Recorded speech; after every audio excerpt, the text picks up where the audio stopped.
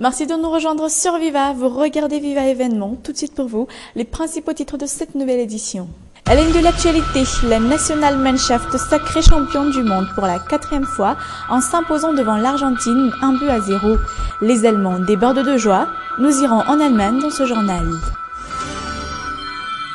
Après un 3e mondial raté pour Lionel Messi, l'Argentin est tout de même sacré meilleur joueur de cette 20e Coupe du Monde. Demain, CEPE dans tout Madagascar, tous les centres d'examen sont fin prêts et n'attendent plus que les candidats. Et on ne procédera pas au communal de sitôt, le gouvernement tarde à faire passer les textes sur les communales à la Chambre basse.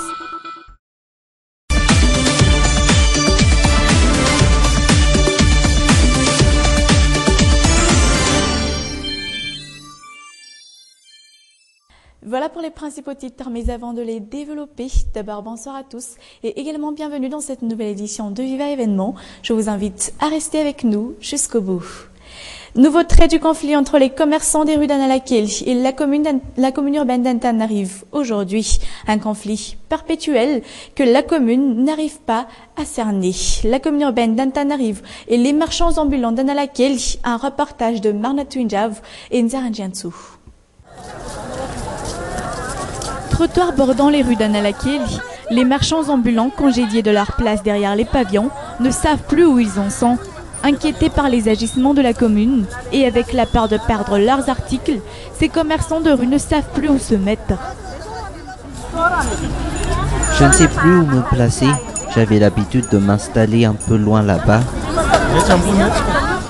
Toujours à cause de cette inquiétude par rapport aux agissements de la commune, certains d'entre eux décident même de ne pas étaler leurs marchandises aujourd'hui. On a peur qu'ils confisquent nos articles de vente, alors ils sont soigneusement rangés dans les dépôts. Parmi eux, ce commerçant de friperie. Quoi qu'il ait eu une rencontre entre ces commerçants et les responsables au niveau de la commune urbaine d'Antananarivo, ces marchands ne savent toujours pas où la commune veut en venir. On ne comprend plus rien, mais paraît-il que c'est une histoire de parking. Ils veulent ôter des lieux les commerçants et les déplacer vers Anjavoang et Petite Vitesse. Mais à notre connaissance, ces marchés sont déjà submergés de commerçants, donc on ne sait plus à quoi s'en tenir. Fan est également un de ces marchands ambulants d'Analakel. Mais lui, il n'a aucun problème avec la commune. On est toujours resté ici, on n'a jamais été déplacé ailleurs. Et puis, on est toujours prêt à suivre les nouvelles dispositions de la commune. Comme fan, les commerçants de rue du côté de Rabéarville n'ont aucun souci avec la commune urbaine d'Antananarivo et sont là en toute légalité. On n'a rencontré aucun problème jusqu'ici. Ils ont donné l'autorisation de vendre nos articles ici, à condition que l'on reste sur les trottoirs.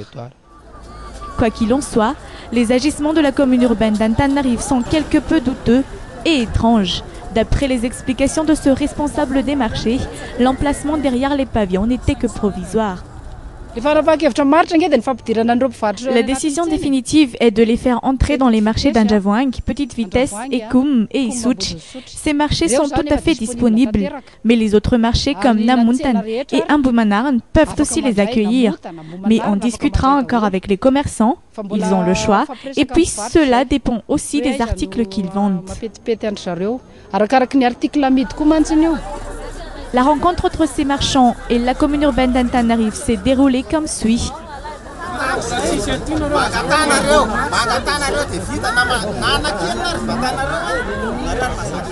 L'atmosphère était tendue, les divergences d'opinion n'arrangent pas les choses, le conflit entre la commune et les commerçants de rue devient perpétuel.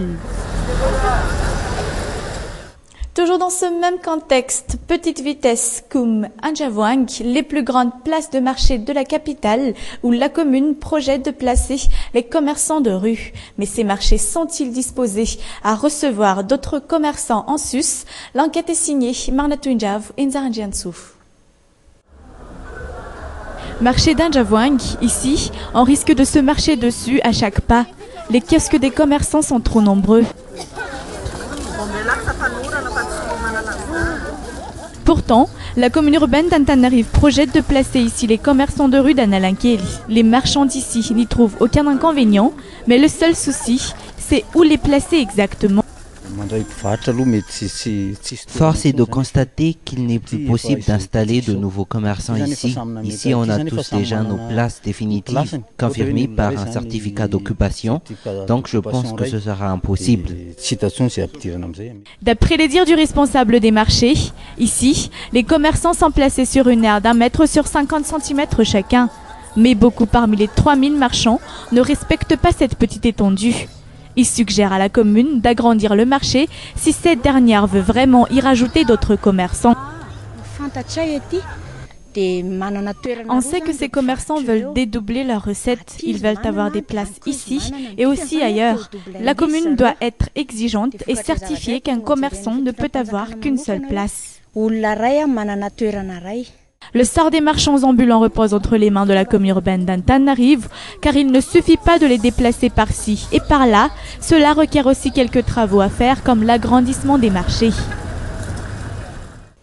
Mais sur une toute autre forme d'actualité, à en juger par les explications du ministre de l'Intérieur et de la décentralisation aujourd'hui, les communales ne seront pas pour bientôt et plus exactement pas pour cette année.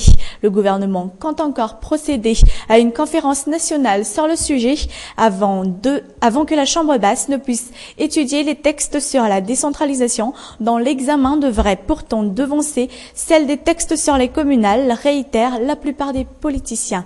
Explication au micro de Mambo Café-Chanien.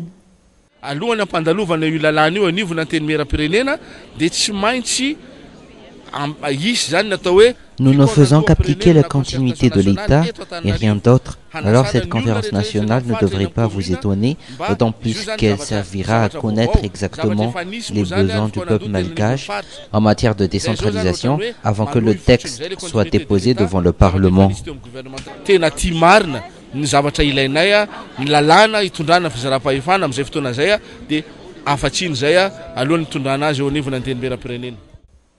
Mais les quelques 25 000 Français habitant la Grande Île ont eux aussi célébré ce 14 juillet une célébration, ou plutôt une cérémonie présidée par l'ambassadeur français François Goldblatt aujourd'hui à Ivanj. Ce dernier en a profité pour parler des conditions quant à la continuité de la collaboration franco-malgache dans, entre autres, la répression et des trafics de bois de rose et de la corruption.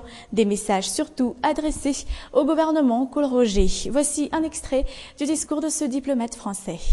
La lutte contre tous les trafics est indispensable. Nous pensons tous de façon particulière à la lutte contre le trafic de bois de rose. Les efforts en matière de lutte contre la corruption seront plus spécifiquement mesurés par la France et la communauté internationale à l'aune de ce qui sera fait sur ce dossier si brûlant. Mais il est faux, à cet égard, de penser que seule la grande corruption est ravageuse. La petite corruption, celle du coin de la rue, l'est tout autant.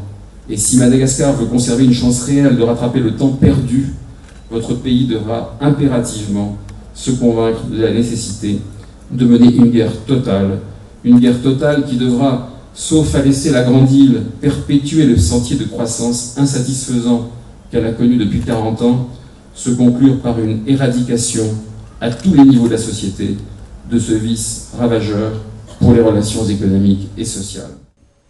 Et puisque l'on parle de 14 juillet, sa célébration en France cette année a pris une dimension historique avec la célébration du centenaire de la Première Guerre mondiale, cette guerre de 14-18 qui a fait plus de 18 000 morts. 80 nationalités étaient représentées ce jour sur les Champs-Élysées, ces ennemis d'hier qui défilaient pourtant côte à côte aujourd'hui. Ces images de France 24 nous fait vivre cette matinée de célébration du 14 juillet à Paris. Appréciez. L'uniforme des poilus sur les Champs-Élysées en hommage au centenaire de la Première Guerre mondiale.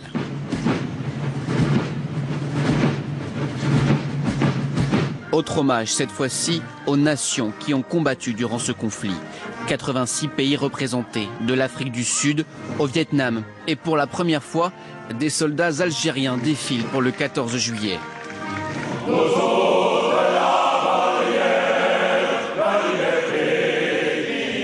Des chants de poilus entonnés par le chœur de l'armée française, avant la traditionnelle Marseillaise.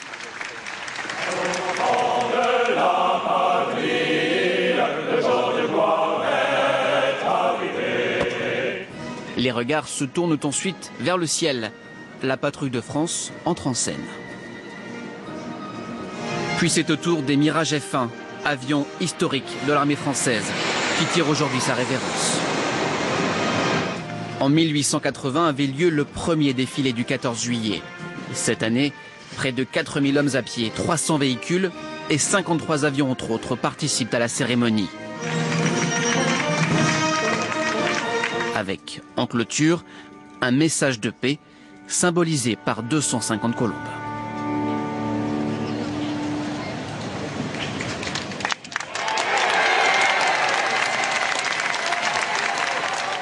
CEPE demain, premier examen officiel pour cette année scolaire. Tous les centres d'examen sont déjà fin prêts et n'attendent plus que les candidats. Dans le reportage qui suit, nos collègues Anaïsou et Nzaradjiansou ont consulté un de ces centres d'examen de la capitale. CEG Antanmin. Tous les bancs sont déjà imprégnés des numéros des candidats pour demain. Ici, la préparation pour accueillir le CEPE a débuté depuis 2 jours. Tout est donc fin prêt pour demain. Ici, toutes les salles sont déjà prêtes et disposées à accueillir les candidats. Chaque centre dispose d'une vingtaine de salles pouvant accueillir 40 à 50 candidats. Pour l'instant, il est interdit pour les candidats d'entrer dans ces salles. Comme chaque année, il y aura ici 2 surveillants dans chacune des salles d'examen. C'est d'ailleurs conforme à la norme exigée par l'État. Des surveillants spécialement formés aujourd'hui, des règlements à suivre au cours de cette journée de demain. Parmi ces surveillants, Sabine. Pour elle, être surveillante d'examen officiel n'est pas une tâche facile. Dans cet établissement d'Antanmin, tout a été arrangé jusqu'au moindre détail.